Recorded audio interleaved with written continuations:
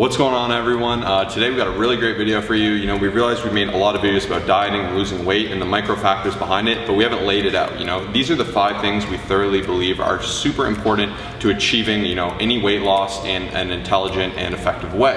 What's tip number 1? Tip number 1 is you've got to be working out. Now, before I jump into this, I wanted to just let you know, we have in the title, Losing Fat Fast. Now, I highly recommend creating an approach that's super sustainable and gonna let you progress and succeed in the long run. A lot of people are searching on Google how to lose fat fast, which is why it's in the title, but I highly recommend finding an approach that's gonna help you stick to it and not just lose 10 pounds in 1 week, crash diet and all that stuff. So number 1, you've gotta be having the actual resistance training down. A lot of times people think they can just cut their calories, they can move a lot, and then they lose 10 to 20 pounds. They look in the mirror and they're like, why do I look horrible and why am I still unhappy? You've gotta be resistance training at least 3 times a week. You've gotta be doing the compounds like the squats, the deadlifts, the bench press, and your goal should be to maintain as much muscle mass as possible so when you lose that fat, you still are very happy with how you look.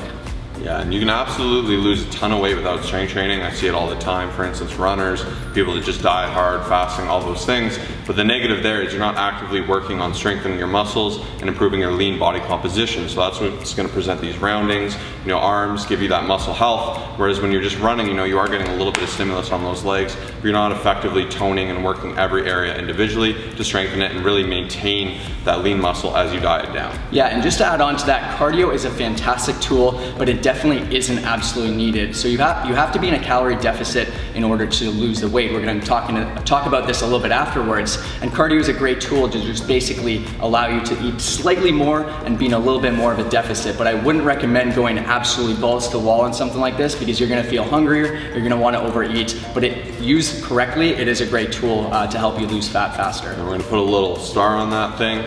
So a lot of people where they get confused, and you'll actively see, with a lot of older women, is a lot of them try to compensate with movement. They'll be doing everything, the classes, workouts, nailing it all, picking up the kids, being active, and they'll kind of starve themselves out as they do it. So be careful with how much you do move. It is a solution and you should be as active as possible, but there is a point where it's a tipping point, you're overdoing it, you're gonna stress your body more than its benefit, but that is very, very rare. And of course, as long as you're getting an adequate amount of calories, you shouldn't be too necessarily worried about that. But listen to your body, if you're super sore, you're super extended, maybe take that rest day, don't be afraid to rest. What's number 2? Number 2 is just overall focusing on your nutrition. So we can just have a bunch of different brackets in here. The biggest thing I would say is definitely maintaining a proper calorie intake. So like I said, you have to be in a calorie deficit, and this is gonna vary for every single individual. You can't just search online someone's diet plan and just start following those calories because it's not gonna work for you. So number 1 step is just kind of figuring out, us as coaches, we've worked with hundreds of individuals just to help them figure out where their maintenance is, where their surplus is and their deficit. So that's the first thing you have to figure out is how can I create a calorie deficit within my week? Anything you want to add on there? Yeah, so once again, going back to my earlier point, a lot of people just think to lose weight, I'm gonna starve myself, I'm gonna do as much volume as possible, right? So you're gonna decrease your food and you're gonna increase your volume and ramp it up. But at a certain point, there's a trade-off, right? If your body feels very suppressed, it's overextended, you're actively burning a ton of calories and you're not giving it the adequate amount of food to support itself, it's gonna start to kind of wanna suppress itself and suppress hormones and prevent these factors. That's why even with a lot of people that will come, they're actually eating too little. They're starving themselves out, they're eating 400 or 500 calories a day. And then maybe once a week, Friday night, they're going out going crazy. So if you're eating too little, start by eating an adequate amount. To find your maintenance, just find a level of food where you can eat, where you're satisfied. You shouldn't be starving, you shouldn't be full, you should be satisfied with each meal. And at the end of the day, in each morning when you weigh in yourself, first thing in the morning after going to the bathroom in minimal clothing, that weight should be pretty even. And at that point you can say, I've established my maintenance, and that's where you work off and eventually start to cut and taper away from that. There are more nuances to this, but at its core, that's the base of how it's done. Yeah, and a couple other things we focus on for coaching is just making sure everyone's getting an adequate amount of protein. Just a lot of times people will focus on calories, but then they'll have 20 grams of protein and 5 grams of fiber, and realistically, that's just not gonna be setting you up for long-term success. You're gonna be super hungry, you're not gonna be able to help with the muscle building or maintenance that you should be doing. A couple other things that we highly recommend people paying attention to is just overall veggie intake.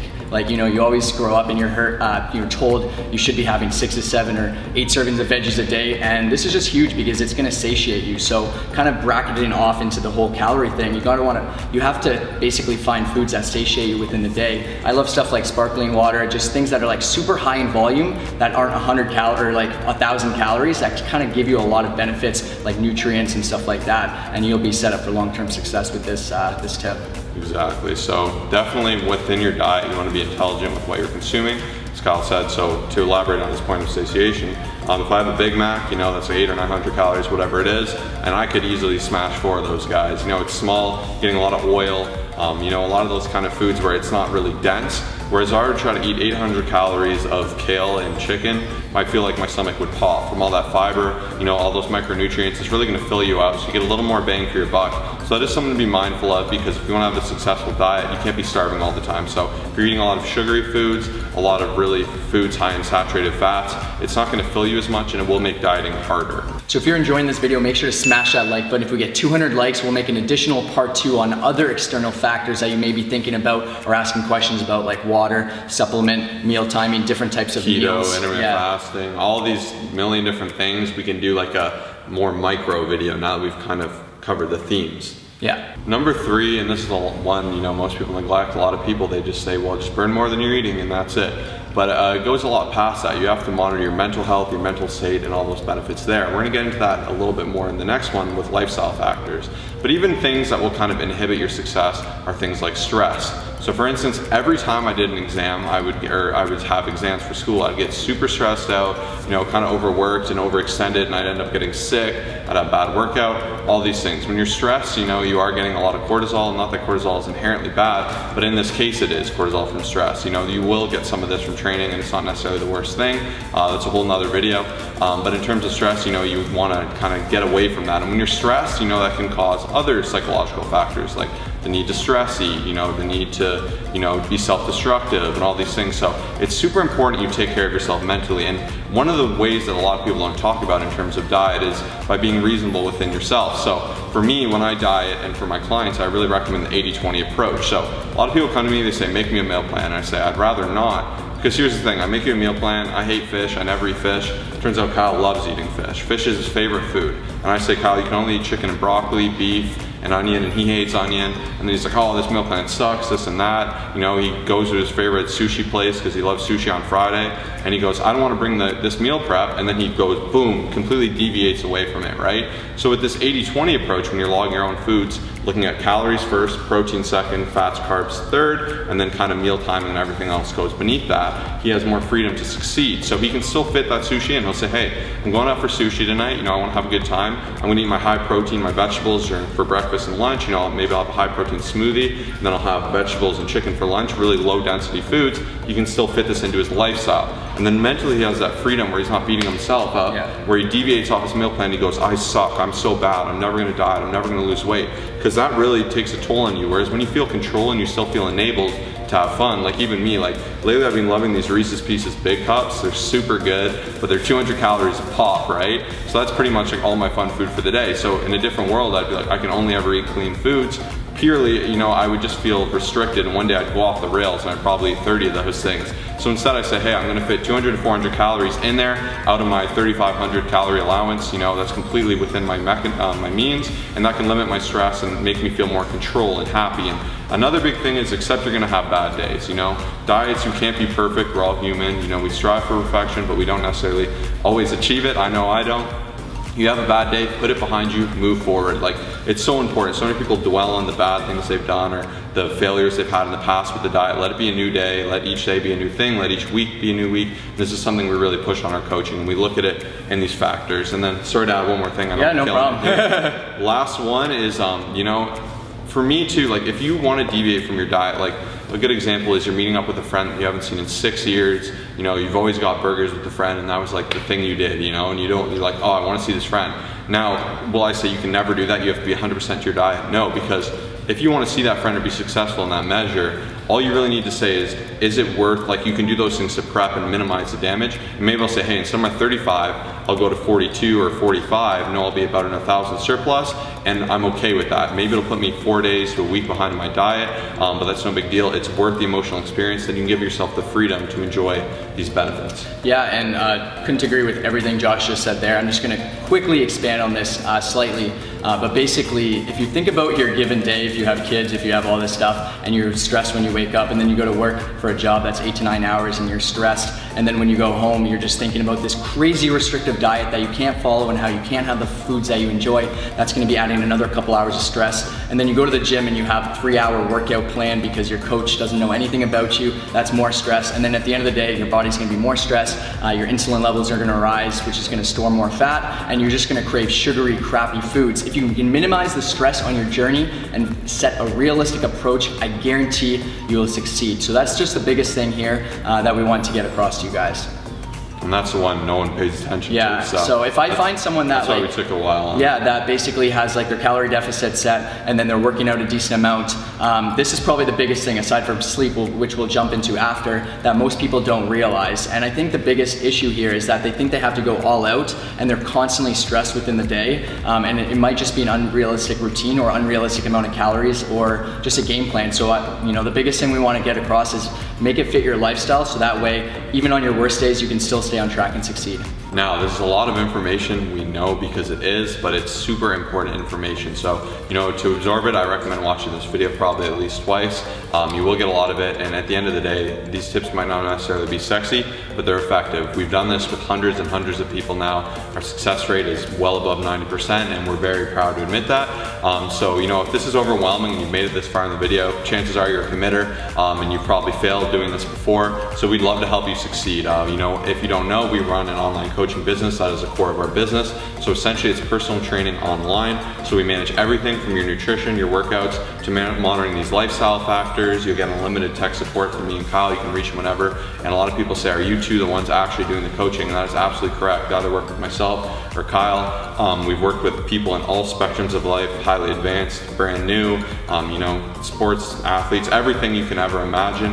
And we'd love to help you succeed with your weight loss. So if you definitely, well, you should definitely take advantage of that. Just click that first link in the description down below. It'll take you to our page to find out more. Shoot us a message and just include this video in the subject line, and we'll hook you up with a really special deal. So, you know, the first few people to take advantage of that will take care of you, and we'd love to be the ones to help you finally succeed. But what's number 4 for everyone else? Number 4 is lifestyle and recovery. Now, this one is absolutely huge. I'm just gonna talk about sleep because this is something that a lot of people just don't take into consideration. So they have the first 3 things down, but then they're sleeping 3 hours a night. Now this is gonna be absolutely horrible. A lot of times people come to us and they say, hey, what supplement can I take? But then they're like not getting enough sleep, they're not getting enough recovery, and they're just beating themselves up every single day, which is in turn gonna cause more stress if you're getting not enough sleep. A lot of times people will just wake up and then the first thing when they have very little sleep is they're gonna crave a sugary, fatty food, and their entire day is just gonna be messed up, resulting in more stress. I saw that little boob dance there. But yeah, it's something that a lot of people, I would say, like, you know, a lot of our clients, we've been having them set like sleep goals just in terms of how much you're actually sleeping, because in my opinion, it's the best supplement and the best recovery mechanism. Absolutely, yeah, and you know, these factors are pretty limitless. So, you know, optimize recovery. A lot of people say, hey, how can I be less sore? How can I be ready to go the next day? You know, keep that frequency, maintain a consistent gym schedule is number 1. You know, make sure you're getting enough protein in your diet. You know, you're eating good foods that are gonna fill you up and, you know, really help benefit you as opposed to take away from you. You know, like if I just pour a bucket of grease down my throat, that's not gonna strengthen me and it's not gonna help me feel powerful, right? You know, so you wanna consume things that will actually help you feel strong, ready to hit those workouts. You know, you can do things like trigger point work, like things with a hypervolt Theragun.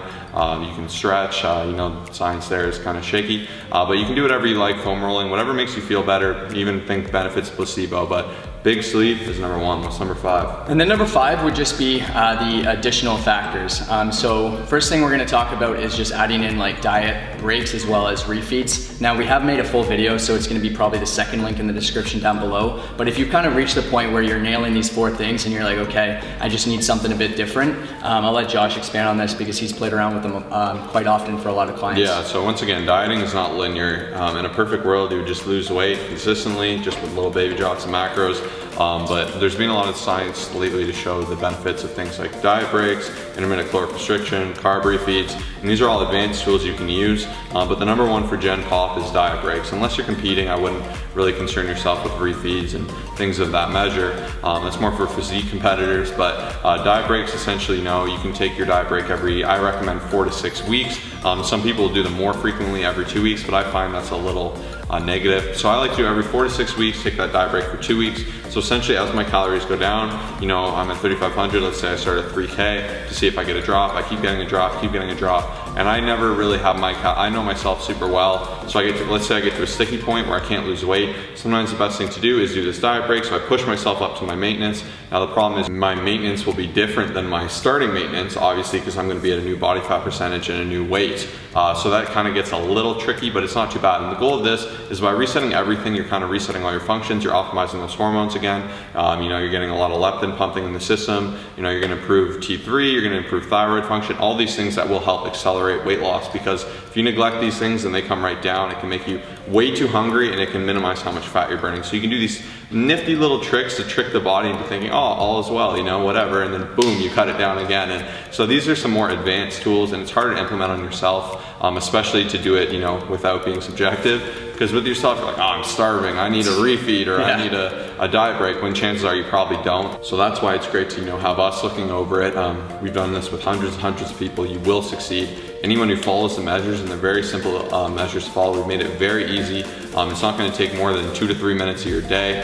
We do a bi-weekly check-in, so we do a check-in every Thursday and every Saturday. So everything about our coaching is a tier above. So we definitely recommend you check that out. First link in the description down below. Once again, I do definitely recommend watching this twice. Really take in everything that's said. If you have any questions, comment down below. We'll be happy to answer them. Check out the coaching, and we'll see you in the next video. Peace.